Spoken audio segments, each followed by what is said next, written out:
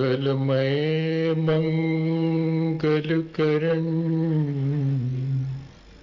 वीतराग विज्ञान नमो ताहि जाते भजे अरहंतादिमः।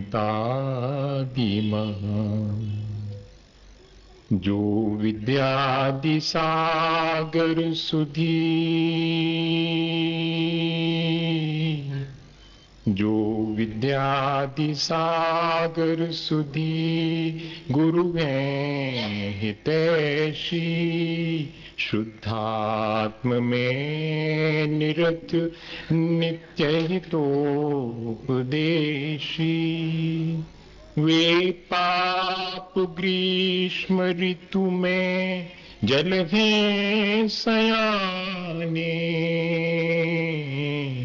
पूजून के सतत केवल ज्ञान पाने पूजून के सतत केवल ज्ञान पाने। बोले भगवान महावीर स्वामी की, अहिंसा धर्म की, आचार्य गुरुवर विद्यासागर मुनि महाराज,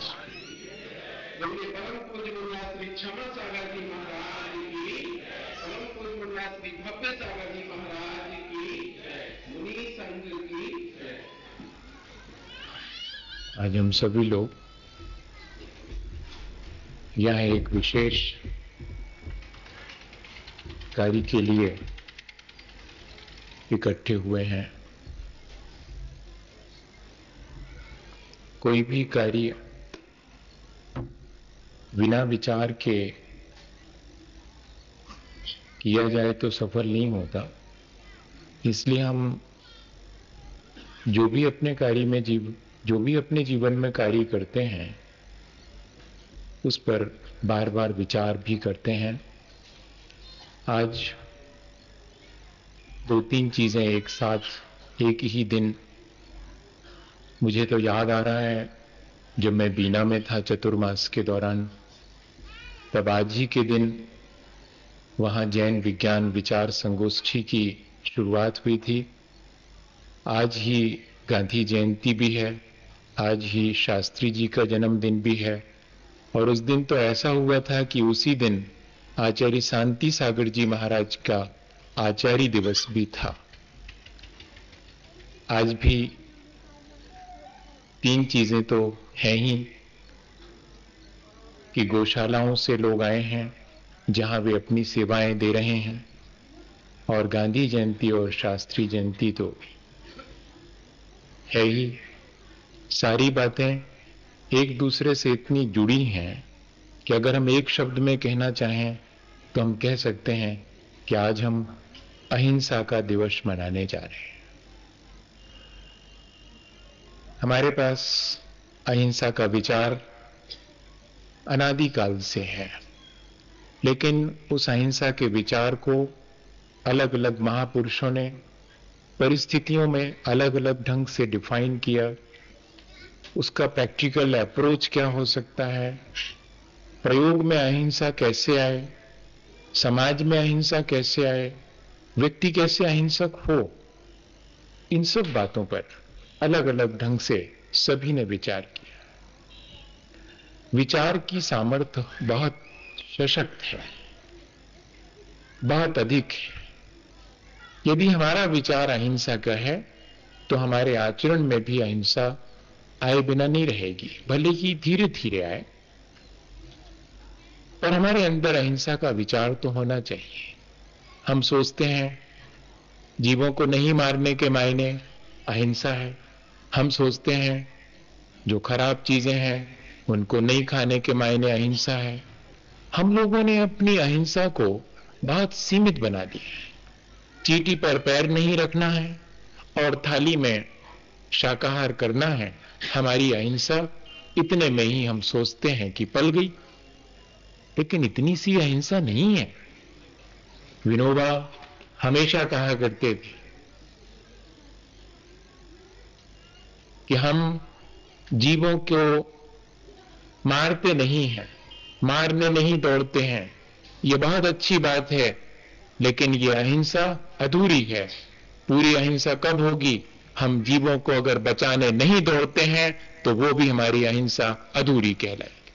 हम जीवों को मारने नहीं दौड़ते हैं पर जीवों को बचाने भी तो नहीं दौड़ते हैं, ये हमारी अहिंसा अधूरी अहिंसा है।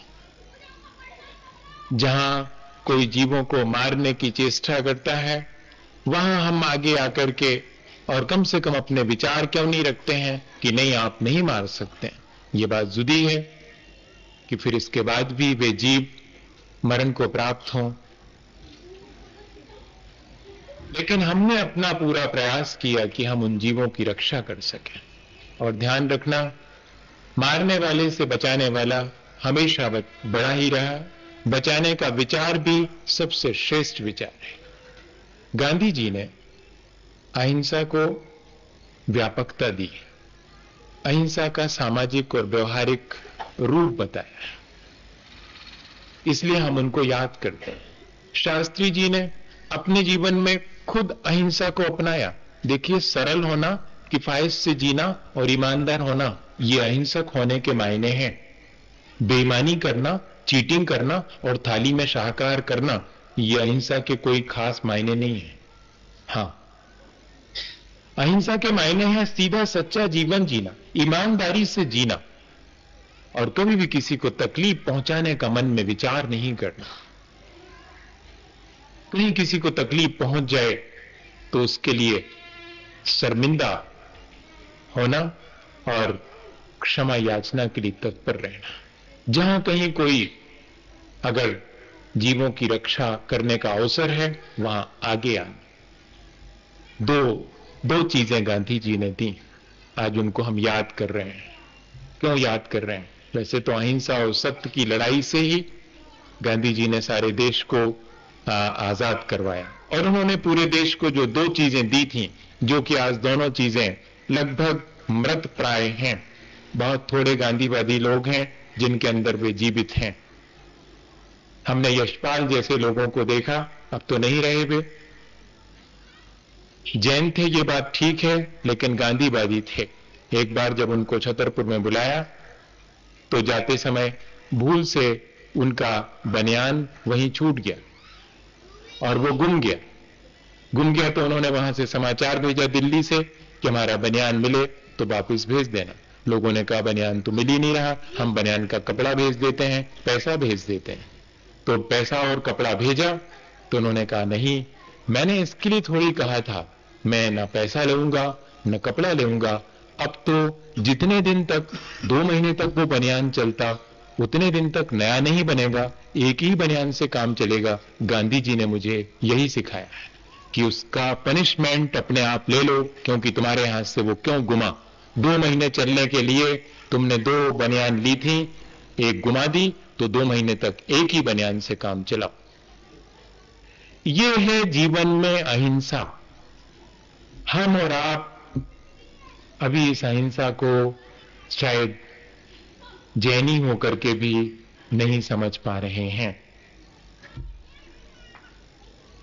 कौन सी 2 बातें कही? स्वावलंबन पहली बात और साधन की पवित्रता दूसरी बात। हमारा साध बहुत अच्छा है, हम चाहते हैं कि हमारे पास धन संपत्ति हो, बहुत अच्छी बात है, कौन नहीं चाहता। लेकिन वो कहते हैं कि आपका साध धन संपत्ति है तो आपका धन संपत्ति का साधन भी ठीक होना चाहिए। गलत साधन से साध्य की पूर्ति करने पर साध्य कितना भी अच्छा क्यों ना हो वो गलत ही हो जाता है। बताइए, आप ही खुद बताइए, पैसा तो डाकू भी कमा लेता है, क्या आप उस डाकू के पैसे को धन संपत्ति मानते हैं क्या? कि लूट का माल मानते हैं? धन संपत्ति तो साहूकार की मानी जाती है। इससे क्या मतलब? हमें तो पैसे से मतलब है। पैसा चाहे डाका डाल के मिलता हो, चाहे साहूकारी से मिलता हो, चाहे काम करके मिलता हो, हमारा लक्ष्य तो पैसे का है। अगर इस भाषा में सोचेंगे तो हम कभी अहिंसक नहीं हो सकते। अहिंसक व्यक्ति हमेशा सोचेगा कि अगर मेरा पैसा लक्ष्य है तो उस लक्ष्य की पूर्ति के लिए मुझे अहिंसा का ध्यान रखना पड़ेगा। मुझे वो साधन अपनाना है जो नीति और न्याय संगत साधन है। आज इस चीज का ध्यान रखा जा रहा है क्या? और ये जो साधन की अपवित्रता निरंतर बढ़ती जा रही है, एक जगह उन्होंने खुद ही लिखा, प्लेजर्स विदाउट कंसाइंस। जब सुख सुविधा के साधन विवेकपूर्ण ढंग से इकट्ठे नहीं किए जाते हैं तो वे सुख सुविधा के कारण लोगों को पाप में ले जाते हैं। और इसीलिए उन्होंने 7 पाप, वैसे 5 पाप होते हैं, उन्होंने 7 पाप गिनाए हैं। गांधी जी ने 7 पाप गिनाए। दूसरे नंबर का तो मैंने बोल ही दिया कि प्लेजर विदाउट कंसाइंस इज सिन। सबसे पहले वो कहते हैं कि वेल्थ विदाउट वर्क इज सिन। जब धन संपत्ति श्रम के बिना आएगी तो वो पाप ही है। और आज ये जो लॉटरी और ये जो बिना काम के और हमें धन संपत्ति मिल जाए, इस तरह की लोभ लालच बढ़ रही है, वो सब हिंसा में ले जा रही है। कुछ करना नहीं पड़े और पैसा खूब हो जाए। कुछ ऐसा उपाय लगाओ, कुछ ऐसी जगत बनाओ, कुछ ऐसा साधन अपनाओ जिससे कि सुख सुविधा के साधन और धन संपत्ति जुड़ जाए और परिश्रम कुछ ना करना पड़े। बैठे बैठे आराम से जो है, तो बैठे बैठे आराम से 2 रुपए का टिकट खरीद लो, 2 लाख रुपए की लॉटरी खुल जाए। यही ना, ये तो चल रहा है, कितनी तेजी से चल रहा है। और भी कई तरीके हैं इस तरह के। बेटे को डॉक्टर बना दो, बेटे को इंजीनियर बना दो, फिर उसके बाद रखो 10 लाख बेटी की शादी में। ये क्या है? डाका डालना है? 10 लाख कमाने का आपका ढंग अलग है, आपके पास अलग तरह की बंदूक है। डाकुओं के पास सही की बंदूक होती है, आपके पास अपने बेटे की बंदूक है। अड़ा दी आपने, बेटा MBBS है, धरो 10 लाख, तब करेंगे शादी। ये डाका ही तो है, ये तरीका है। और क्या? आप क्या सोच रहे थे कि हम साहूकार हैं? अरे नहीं, हमारा अपना सोच ही बदल गया है बिना किसी श्रम के। मैं तो बेटियों से और बहनों से ही कहता हूं कि शादी करने से पहले अगर कोई तुमसे शादी के लिए पैसे मांगे तो कहना कि बूढ़े से शादी नहीं करना। वो दिख रहा है 25 साल का, लेकिन हो गया वो बूढ़ा, क्योंकि उसके ताकत ही नहीं है, तुम्हें खिलाने तक की ताकत नहीं, वो तुमसे पहले 5 लाख रखवा रहा है। तो कहे कि उस बूढ़े आदमी से क्या शादी करना कि जो पहले से हमारे पिता को गर्दन दबा करके और पैसा रखवा ले। मुझे आज ये बात भी कहनी है, ये सब क्यों हुआ? क्योंकि जब भी हमारे साध्य की पूर्ति होगी, ठीक साधन अपनाने से ही होगी। और साधन आज गड़बड़ा गए हैं। जिस किसी तरह से मुझे अपने साध्य की पूर्ति करनी, वो कह रहे हैं तीसरे नंबर, नॉलेज विदाउट कैरेक्टर। ज्ञान बहुत बढ़ रहा है, लेकिन चारित्रहीन व्यक्ति का ज्ञान अंधे के हाथ में लालटेन की तरह है, कोई काम का नहीं है। और आज नॉलेज है, आज बहुत सारा ज्ञान है लोगों के पास, कंप्यूटराइज्ड हो गई हैं सारी चीजें। इसके बाद भी कैरेक्टर के मामले में, चारित्र के मामले में हम शून्य हैं। चौथे नंबर पर वो जिसको भी पाप कह रहे हैं, नॉलेज विदाउट कैरेक्टर इज सिन। ज्ञान जो कि बिना चारित्र के है, पाप है। कॉमर्स विदाउट मॉरलिटी, जितना भी ट्रेड है, जितने भी उद्योग धंधे हैं, उनमें अगर नैतिकता नहीं है तो वो सब पाप है। ये बहुत पहले कह के गए थे वो, आज अपन रिवाइज कर रहे हैं उनको। जरा गौर से देखना कि इस कसौटी पर हम अहिंसक हैं या नहीं। अहिंसा की बात अकेली करते हैं या कि अहिंसक वाकई में। 5वें नंबर पर साइंस विदाउट ह्यूमिडिटी। हमारे अंदर अगर मानवीयता नहीं है और हम बहुत बड़े विज्ञान के जानकार हैं, भौतिक विज्ञान के, तब ये भी पाप है। वो कह रहे हैं रिलीजन विदाउट सैक्रिफाइस। धर्म जिसमें त्याग की भावना नहीं है, वो धर्म भी पाप रूप है। बताइएगा, धर्म की क्रियाएं दोहरा लेना कोई मायने नहीं रखता। जिसमें सैक्रिफाइस, जिसमें हम दूसरे के सुख के लिए अपने सुख छोड़ने तैयार हैं। जैसे कि मां खुद गीले में सो जाती है, बेटे को सूखे में सुलाती है। क्या ऐसा हमारा सबके प्रति व्यवहार है? हम 2 चीजें कम में काम चला लेंगे, पर हमेशा तत्पर हैं दूसरे के हित करने के लिए, तब तो हम धर्म कर रहे हैं, तब तो हम अहिंसा कर रहे हैं, नहीं तो वो भी हिंसा ही है। और लास्ट में कहते हैं, इससे अपना कोई सरोकार ज्यादा नहीं है, पॉलिटिक्स विदाउट प्रिंसिपल। जितनी भी राजनीति है उसका अगर कोई सिद्धांत नहीं है टके सिर भाजी टके सिर खाजा, तो फिर अंधेर नगरी चौपट राजा। ऐसा लिखा बहुत पहले मैंने पढ़ा था, किसी को कह नहीं रहा, मैंने पढ़ा था इसलिए कह रहा हूं। आज के समय में पॉलिटिक्स के साथ क्या हुआ है, राजनीति के साथ भी यही चीज हुई है। हमारा कोई सिद्धांत नहीं रह गया। इन 7 बातों को बहुत पहले कह के गए थे और आज इसमें से अपन देख रहे हैं कि लगभग सभी बातें गड़बड़ा गई हैं, अनबैलेंस हो गई हैं। क्या हम इसमें से एक आध बात भी अपना पाएंगे? मैं तो सोचता हूं इतना ही सोच लें अगर अपन कि मुझे अपने लक्ष्य की प्राप्ति में और जो साधन अपनाना है वे साधन मेरे पवित्र हो।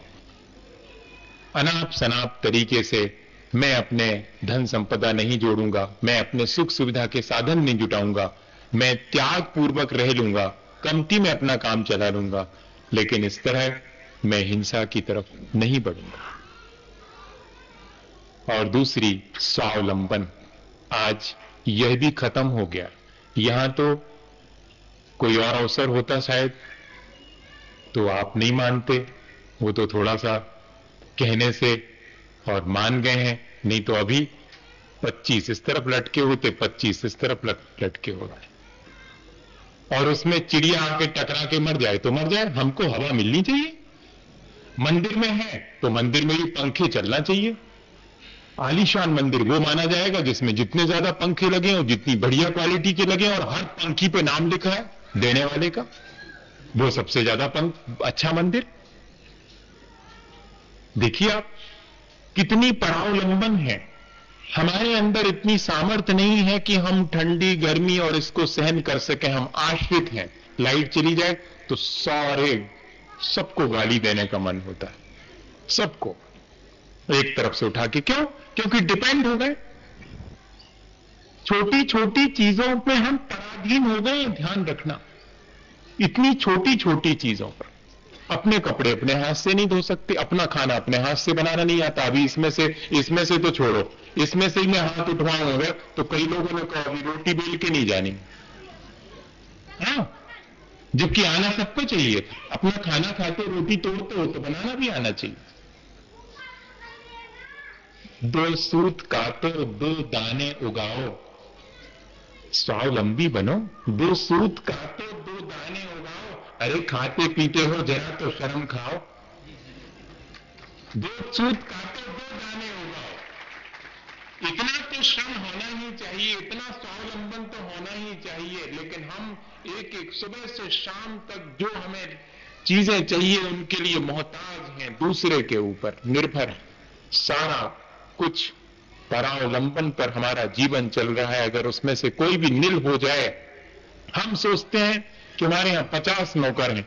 जिसके पास जितने नौकर हैं समझना उतने ही नौकरी कर रहा है वो, हाँ, उतने ही डिपेंड है वो। एक कटोरी नहीं खिसका सकते भैया। अब तो ऐसे भी देखने में आया है कि सोफर आएगा और वो हाथ ऊपर करेंगे तो उनका वो उसमें पहनाएगा वो, तो ये बड़े आदमी कहलाएंगे, है ना। जब वो कार के सामने आएंगे तो एक आदमी दरवाजा खोलेगा, बड़े साहब कार में बैठेंगे।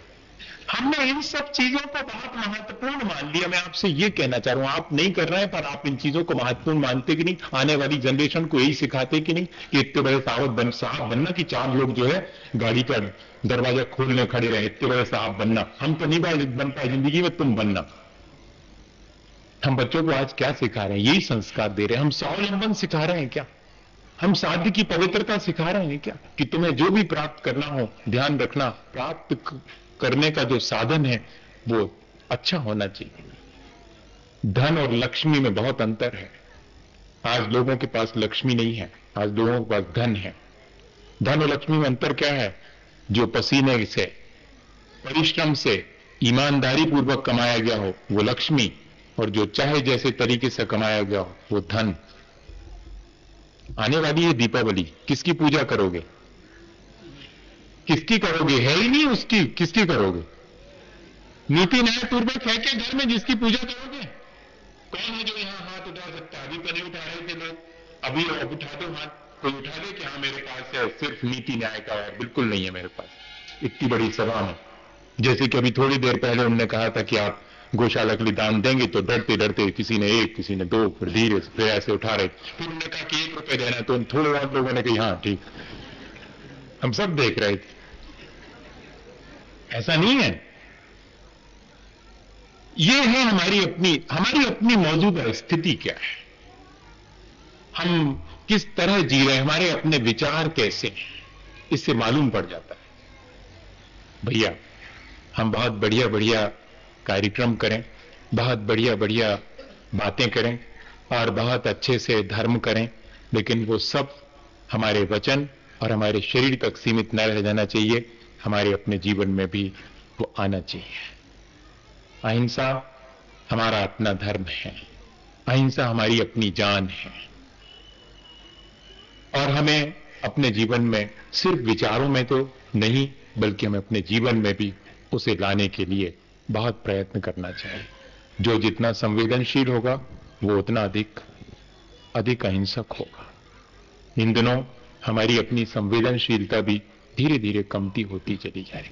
हमें अपना दुख अपना मालूम पड़ता है, दूसरे का दुख हमें दुख ही नहीं मालूम पड़ता है। दूसरे का दुख, कम से कम दूसरे का दुख लगता तो भी ठीक था, लेकिन दूसरे का दुख ही नहीं मालूम।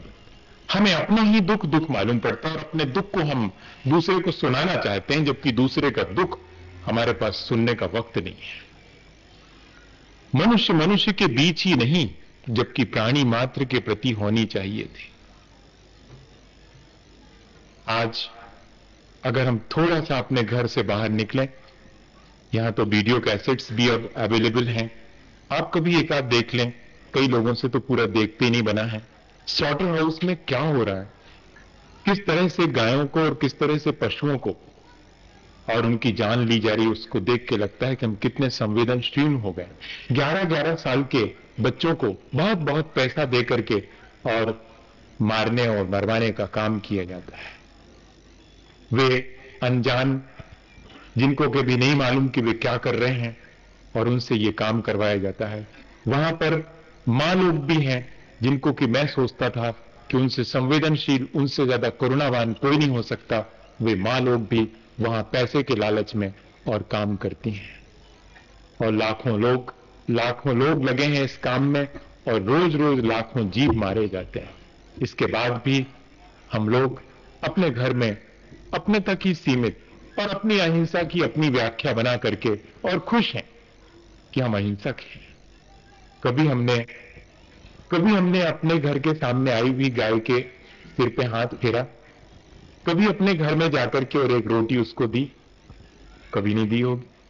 वो हमारी थोड़ी है, हमें उससे क्या दूध मिलने वाला है, वो तो किसी और की है। वो गाय है, हम ये भूल जाते हैं। वो जीव है, ये हम भूल जाते हैं। अगर हम नहीं बचा सकते हैं तो कम से कम बचाने का भाव तो कर सकते हैं। आज भी देवनार के कत्ल खाने में गांधी जी के भक्त आज भी वहां पर बैठते हैं, रोज जाकर के हजारों की तादाद में स्वयंसेवक वहां धरना देके बैठते हैं। फिर पुलिस आती है, पुलिस क्या, उन्हीं के अपने लोग देवनार के जो कसाई हैं वो आते हैं, उनको गर्दन से पकड़ करके और ठूंस देते हैं कमरों के अंदर और बंद कर देते हैं। उतनी देर में दरवाजा खुलता है, तो छोड़ दिया जाता है, वो फिर आके वहां बैठ जाते कि हम नहीं जाने देंगे पशु। रोज का काम है, लेकिन बिहार तो नहीं है कि किसी न किसी दिन जीत हमारी होगी। आज वर्षों से ये काम चल रहा है, मुझे मालूम पड़ा। हम और आप कहेंगे कि क्या धरा है इस सब में, काय को जब मालूम है कि वो रोज हमें मार बंद कर देंगे और अपने वो तो काम कर ही लेंगे, तो हम काय को वहां पर नहीं। वो कहते हैं कि नहीं, गांधी जी हमको सिखा गए थे सत्याग्रह करना, हमेशा सत्य का आग्रह रखना, चाहे हमें कितनी भी मुश्किलें सामना नहीं करना पड़े। अभी हम यहीं पर हाथ उठवाएं कि जिन जिन के पास चमड़े का सामान है फेंक तो देना आज, तो मुश्किल है कि एक आध कोई हाथ उठाएगा। मांस खाना और चमड़े का उपयोग करना दोनों बराबर हैं, ध्यान रखना। Murder and leather usage is both are the equal. मैं आपसे नहीं कह रहा हूं, मन से नहीं कह रहा हूं। VWC एक इंटरनेशनल बहुत बड़ी संस्था है, वे विदेशी लोग कह रहे हैं कि murder and leather usage is the same thing. हम चमड़े का उपयोग कर रहे हैं या कि किसी को मार रहे हैं, दोनों बिल्कुल बराबर।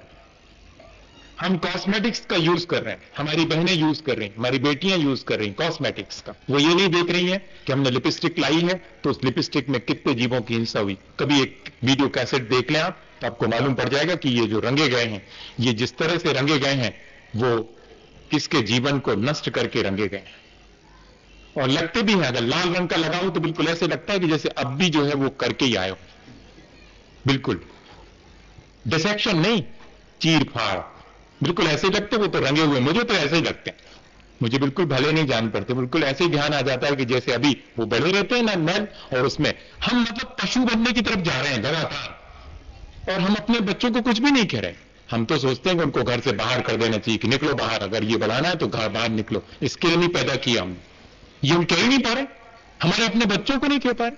हम कॉस्मेटिक उठा करके बाहर नाली में नहीं फेंक रहे कि ये कहां से लाए हो तुम। कोई भी लिपस्टिक में 20 सामान डलते हैं, उसमें से 12 नॉन वेज हैं, ये मेरे पास उसका लिटरेचर है।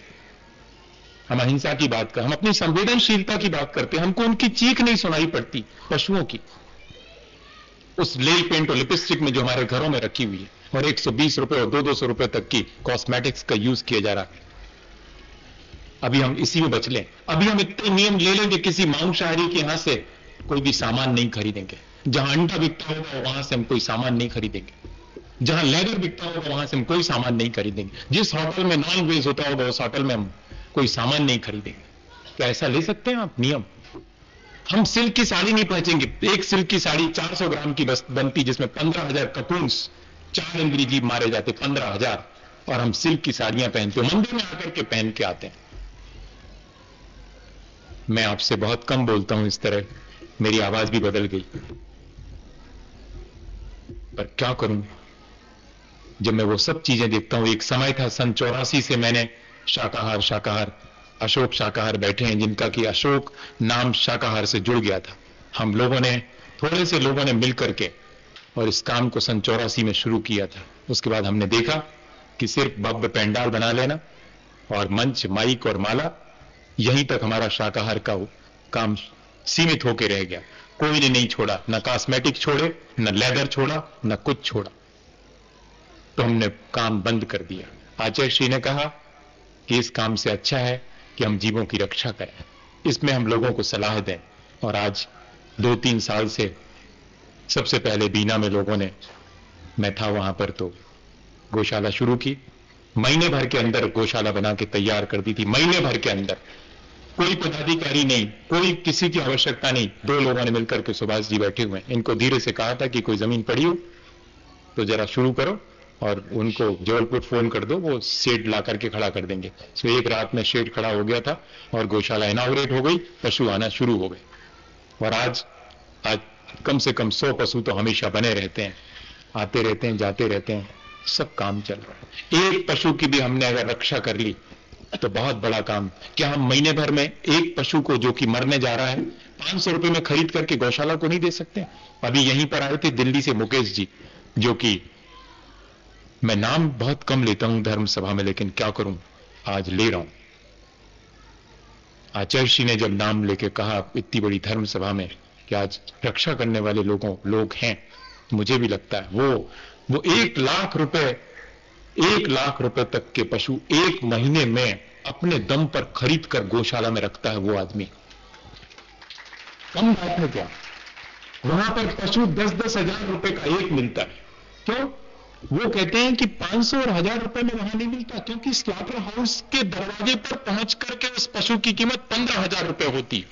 एक पशु से ये स्लॉटर हाउस वाले लोग 15,000 रुपए का मांस और चमड़ा और हड्डी और सब कमाते हैं, इसलिए इतना महंगा है एक पशु।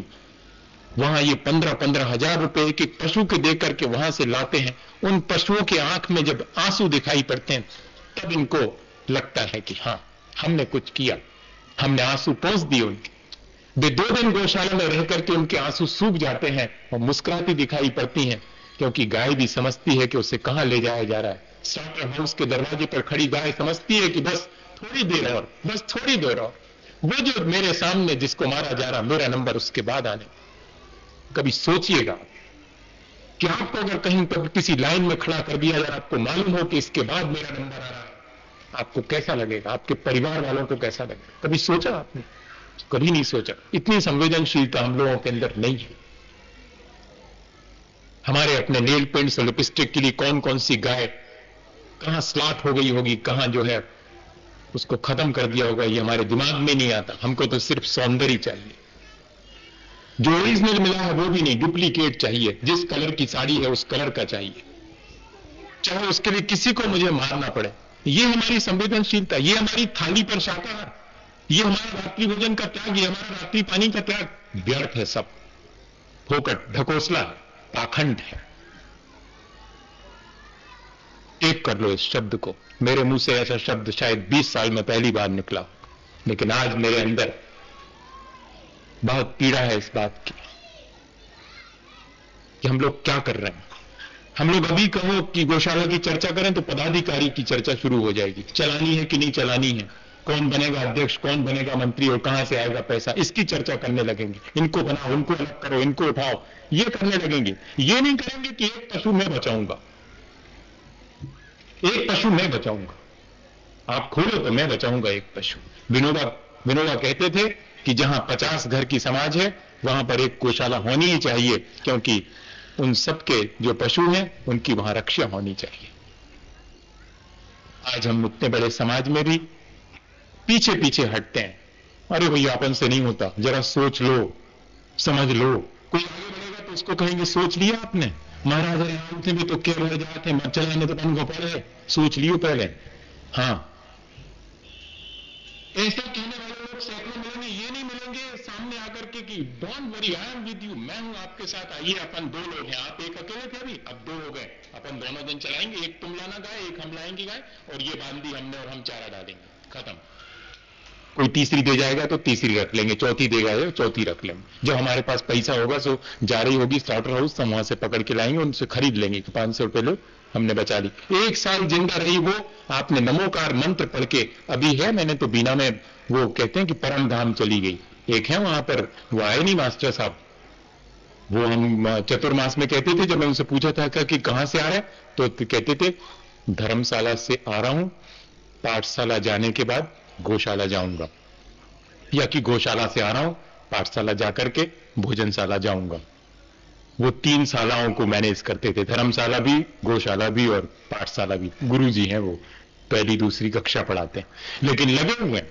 वो कहते हैं कि एक गाय परम धाम चली गई, मैंने उसको नमोकार सुनाया, वो तो मरने ही वाली थी, मैंने नमोकार सुना दिया।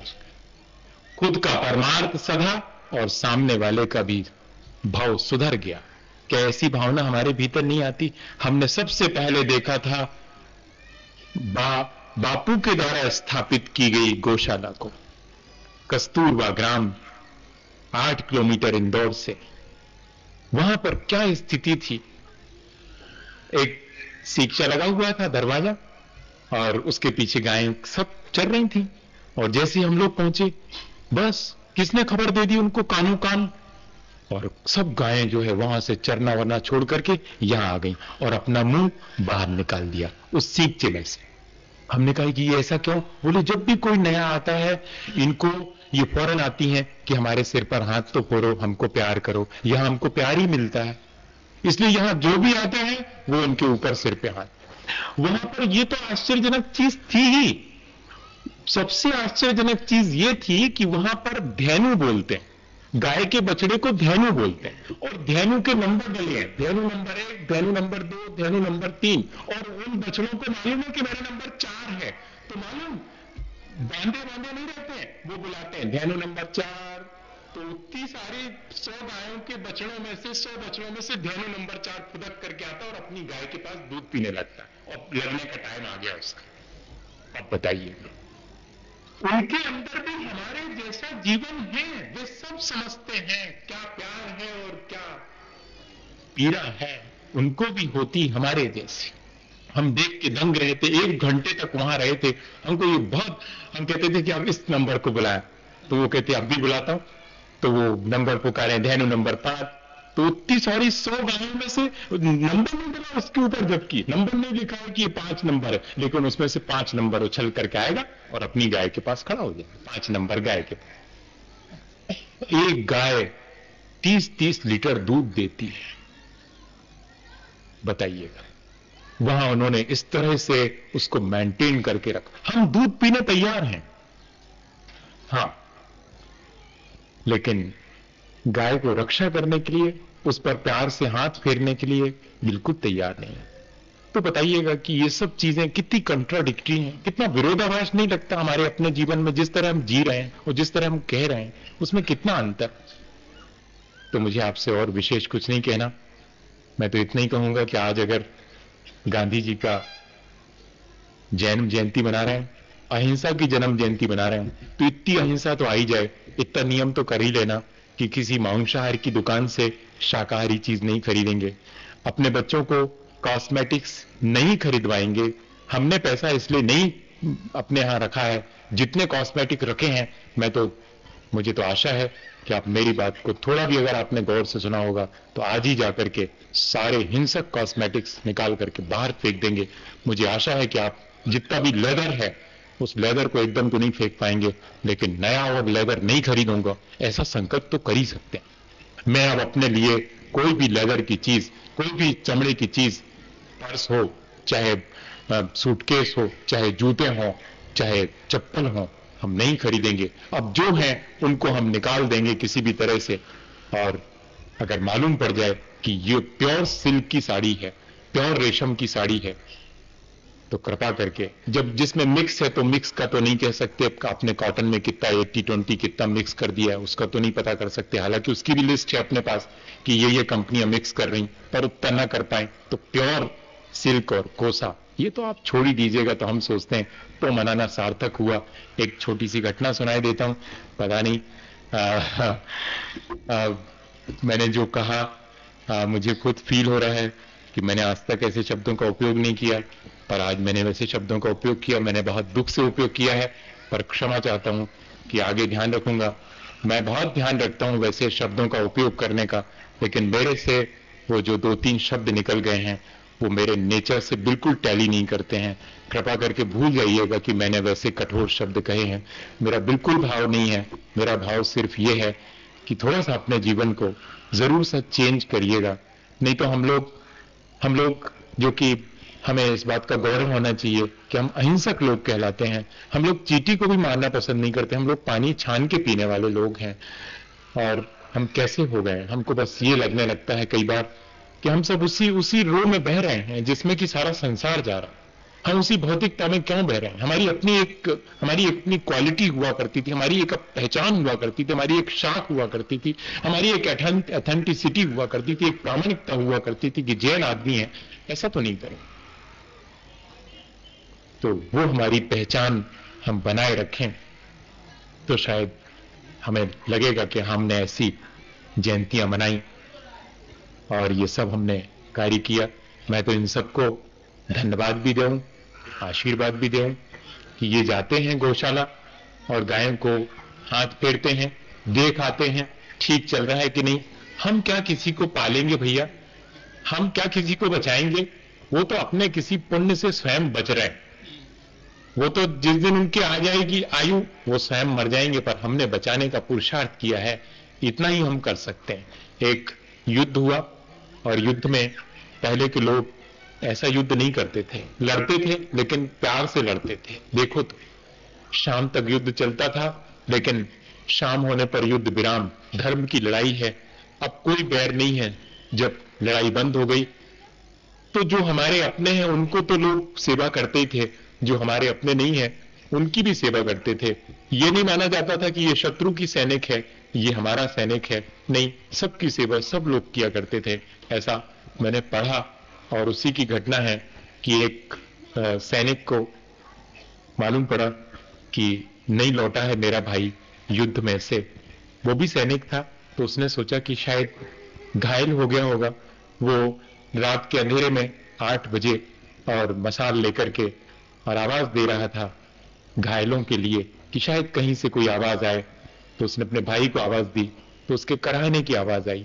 वो उसके पास गया और उसने कहा कि पानी।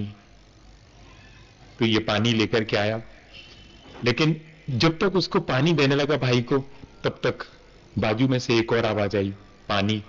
तो भाई ने इशारा किया कि लगता है वो मेरा सरदार है उसको पानी पिलाओ पहले।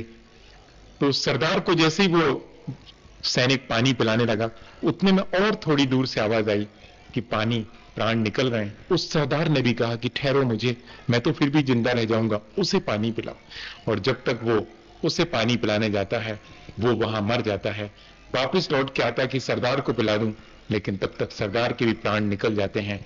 सोचता है कि भाई ने ही तो भेजा था मुझे दोनों के पास, मैं भाई को पिला दूं, लेकिन तब तक भाई के भी प्राण निकल जाते हैं। लेकिन दो लोगों का नाम स्वर्णक्षरों में लिखा जाता है, उसके भाई का और सरदार का, जिन्होंने कि पानी अपने पास आने के बावजूद भी दूसरे के प्राणों के बचाने के लिए वहां भेज दिया था। हम ऐसी बहुत सी घटनाएं जानते हैं, बहुत सी घटनाएं पढ़ते हैं, लेकिन हमारे जीवन में कहीं कोई इस तरह की भावना क्यों नहीं आती है? कोशिश करिएगा कभी इस तरह की भावना आए और आगे आने वाले दिनों में, और हम भी प्यार से और किसी गाय के ऊपर हाथ फेर सकें और उसको बचाने के लिए अपना तन मन धन जो भी जिसके पास है, जरूरी नहीं है। वो कह रहे थे कि बहुत सारा पैसा लगेगा, नहीं, मैं तो पैसे को हमेशा सेकेंडरी मानता हूं। हमारी भावनाएं हैं अगर, तो सब चीज आसान है। और हमारी भावना नहीं है तो पैसा कितना तो है लोगों के पास, पैसा क्या कम है क्या? खूब पैसा है, लेकिन भावना ना हो तो पैसा किस काम का? और भावना है तो पैसा नहीं भी हो तब भी कहीं ना कहीं से आ ही जाता है, कोई काम रुकता नहीं है। इसलिए अपनी भावनाओं को बनाएं और छोटी छोटी चीजें जितनी अपन से हो सकें अपने जीवन को अहिंसक बनाने के लिए शुरू करें। इसी भावना के साथ बोलिए आचार्य गुरुवर विद्यासागर मुनि महाराज।